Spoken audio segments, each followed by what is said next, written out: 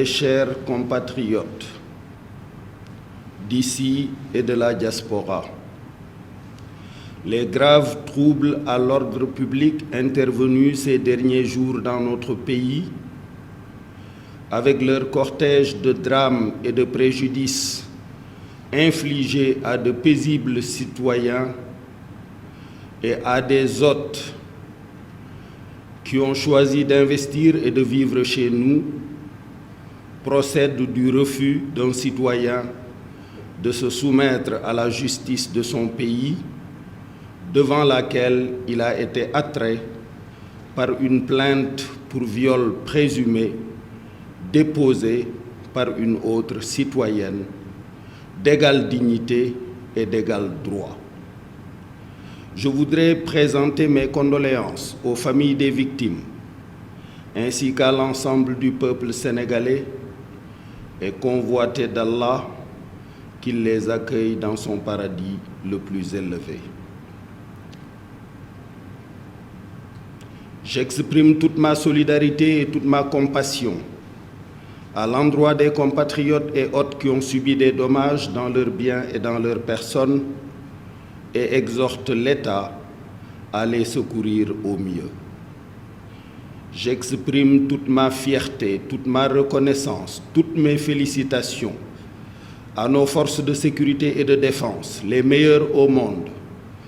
pour leur professionnalisme, leur courage, leur sens de la mesure et de la responsabilité qui ont permis de contenir des assauts d'une violence inouïe avec une admirable maîtrise. Conformément à la recommandation prophétique faite à tout musulman d'être solidaire de son frère qui subit une épreuve, qu'il ait raison ou tort, je voudrais exprimer ma solidarité à mon jeune frère Ousmane Sonko, frappé par une terrible épreuve. S'il sait que les accusations portées à son endroit par la citoyenne Adji Sarr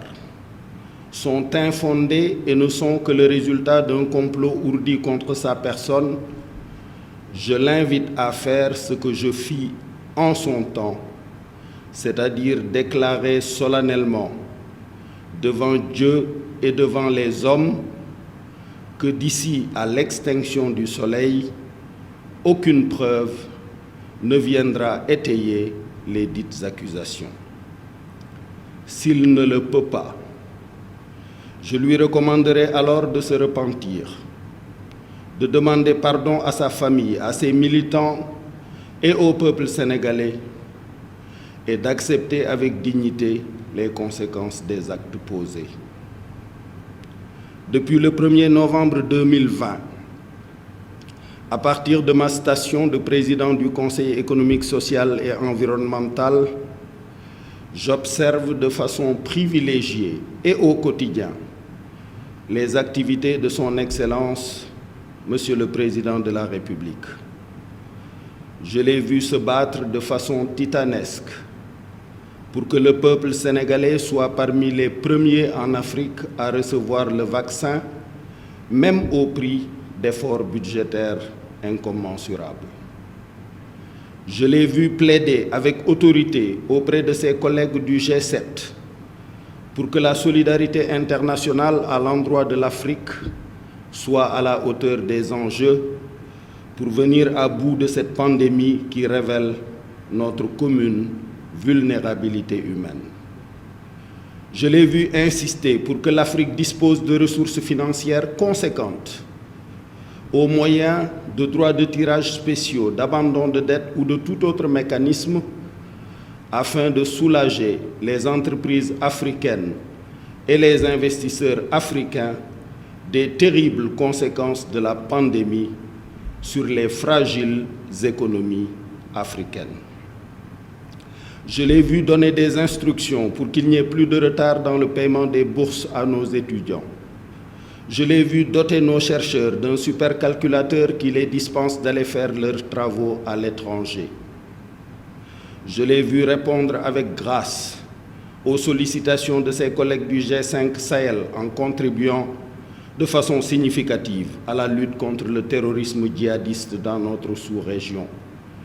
Je le vois quotidiennement préparer avec soin son mandat en 2022 à la tête de l'Union africaine. En conséquence de tout ceci, j'atteste, j'affirme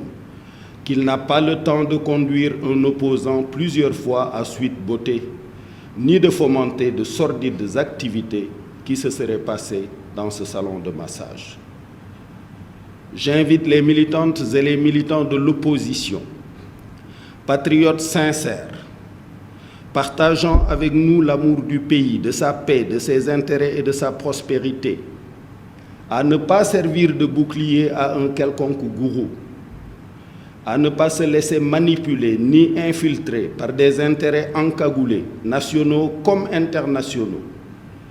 qui, frustrés de ne pas accéder aux ressources pétrolières et gazières du Sénégal, frustrés de ne pas voir l'État accéder à leurs demandes illégitimes, nourrissent le plan de déstabiliser notre pays. J'incite mon jeune frère Ousmane Sonko, directement ou à travers ses conseils, à s'adresser à ses partisans pour les inviter à cesser toutes activités insurrectionnelles, de pillage ou de déstabilisation du pays. S'il le fait, j'accéderai alors aux nombreuses demandes à moi adressées, dont celle de notre compatriote Alioune Tine, membre éminent de la société civile africaine, d'entreprendre une médiation politique pour le retour rapide au calme. Je sais bénéficier auprès de son Excellence, Monsieur le Président de la République, d'une écoute attentive et respectueuse qui me fait espérer des résultats positifs pour cette médiation, le cas échéant. Aux autres manifestants qui n'ont rien à voir avec l'affaire Sonko Adji Sarr, mais qui sont également nos fils et nos filles, nos nièces et nos neveux, je veux dire ceci. Nous comprenons vos souffrances et votre mal-être,